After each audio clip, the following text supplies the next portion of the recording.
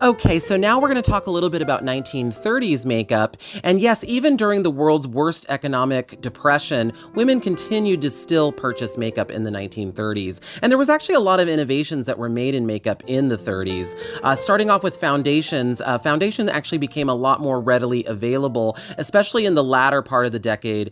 Prior to that, in the 20s, most women would just use a primer and then a loose face powder as their primary base. But you started to see more foundations enter the market in the 1930s. A lot of them were like pancake style foundations, which would be activated with water. Of course, loose face powders continued to be very popular. In fact, the brand Coty released their famous Airspun powder in 1935, and that brand is still available today, over 90 years later. Rouge, or as we call it today, blush, continued to be very popular in the 30s. However, it wasn't just applied to the apples of the cheek. It started to become more blended outward and upward. Of course, eye makeup also still remained popular, but gone were those dark, smoky shades that you saw in the 1920s. And in its place were lighter, brighter shades of eyeshadow, soft lavenders, blues and grays and soft greens, and even shimmer finishes like golds and silvers. Eyebrows changed a bit.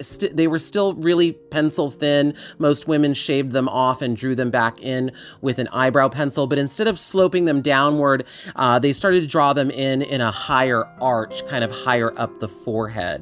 And of course, the kohl pencils and the real dark black eyeliners kind of went away in the 1930s. You saw a lot more softer eyeliners, more brown and gray eyeliner. Lips changed a lot as well. In the 1920s, you saw a lot of those kind of small rosebud shaped lips with the exaggerated Cupid's bow. In the 30s, you saw much rounder, fuller looking lips and overdrawn lips. Also, lighter colors of lipstick became more popular. Lighter, brighter reds, more pinky reds and orangey reds.